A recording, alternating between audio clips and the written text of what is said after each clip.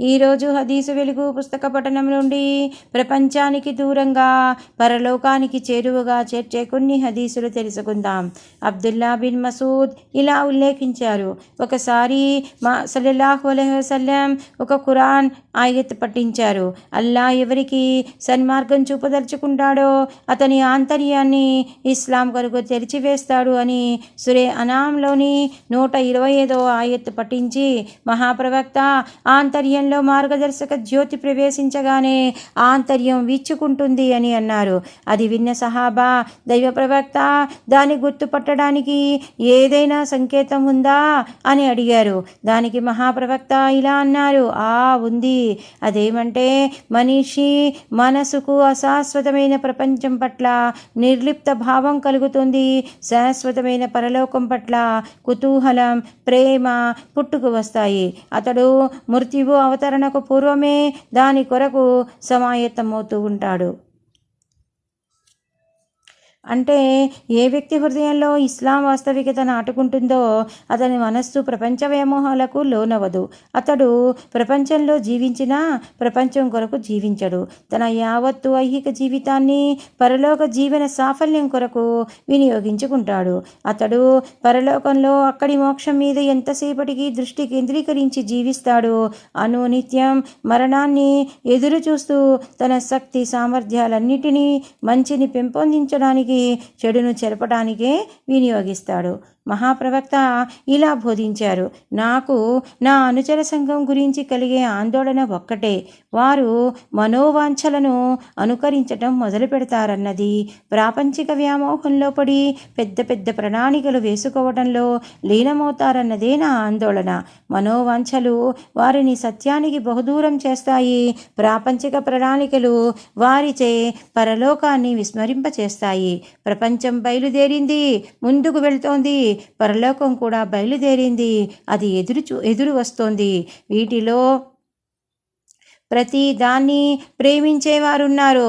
అయితే మీరు ప్రపంచాన్ని అభిమానించేవారు కాకపోవటమే శ్రేయస్కరం. సత్కర్మలు చెయ్యండి. ఈ ప్రపంచం క్రియాగృహం, ఇక్కడ లెక్కల విచారణ లేదు. రేపు మీరు పరలోకంలో ఉంటారు, అక్కడ లెక్కల విచారణే కానీ ఆచరణలకు తావుండదు. మహాప్రవక్త సల్లల్లాహు అలైహి వసల్లం తన అనుచర సంఘమైన ముస్లింలను గురించి చెందిన ఆవేదన నేడు నిజమవుతూ అగుపిస్తోంది. మనోవాంఛలు అంటే ఐహిక భోగలాలస ముస్లిం సమాజాన్ని ఎలా మార్చివేస్తున్నదో మనం కళ్ళారా చూస్తూనే ఉన్నాము. ప్రాపంచిక ప్రణాళికలంటే ప్రపంచంలో హోదా, పలుకుబడి, పేరు ప్రతిష్టల కొరకు ముస్లింలోని కొందరు ధర్మానికి ఎలా దూరమవుతున్నది సైతం ఎవరికీ తెలియని విషయం కాదు. ఇలాంటి వారంతా మహాప్రవక్త సల్లల్లాహు అలైహి వసల్లం హితమును పాటించటం ముఖ్యం. సాగిపోయే ప్రపంచం కన్నా ఎదురు వచ్చే పరలోకం కొరకు పాటుపడడం నేర్చుకోవాలి. ఎందుకంటే పరలోకంలో ప్రతిఫలమే తప్ప కృషికి తావులేదు.